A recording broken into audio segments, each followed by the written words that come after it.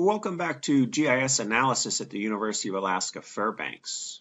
Let's add a field to our square polygons for soil texture, and it'll be a text field 16 characters wide. And then let's select our polygon 1 and 3, and let's calculate that to have a soil texture of double quotes sandy loam.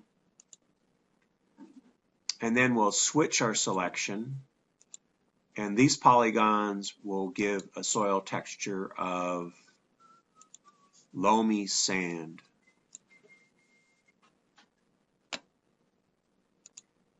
Based on soil texture. So to do that, we can use the dissolve tool.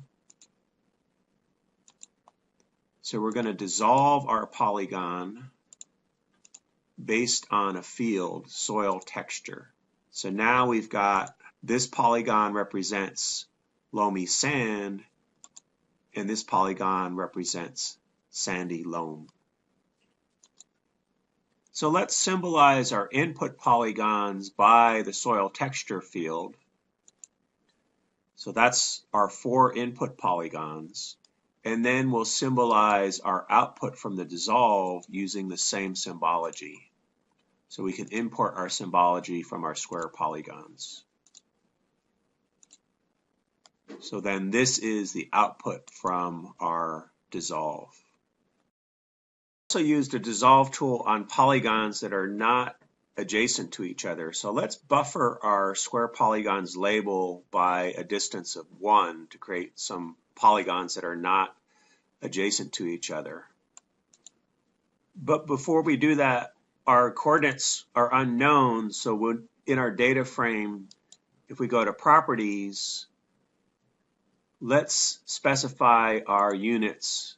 So let's just arbitrarily say these coordinates represent centimeters, and our display is in centimeters. So then we'll use the buffer tool and buffer each point by 1 centimeter. So our input is our points, and our output will be polygons, and I just named them buffers 1 centimeter.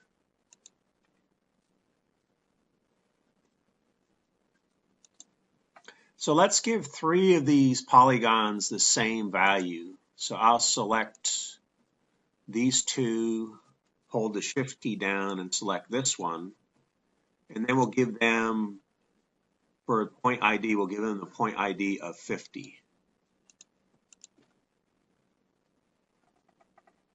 So then we'll use the dissolve tool, dissolve based on point ID. So the polygons that have a value of 50 will all be dissolved into one multipart polygon. So we're going to dissolve based on point ID. And down at the bottom we have create multipart features. So the result is we have a multi-part polygon, so part 1, part 2, part 3, and if we added those all together, this is the area of those 3 parts. And this is this different polygon, and this is the area. So every polygon originally had an area of 3.14, so this is composed of 3 parts, and the total area is 3.14 times 3. So if you want to change a multi-part polygon back, there's a tool that allows you to convert multi-part to single part. So we'll use the tool multi-part to single part, and it will create a new output feature class that will be polygons. So then if we look at the table of that output, we now have 4 polygons. So here's a polygon with ID of 50. Here's a polygon with ID of 50, and here's a polygon with ID of 50.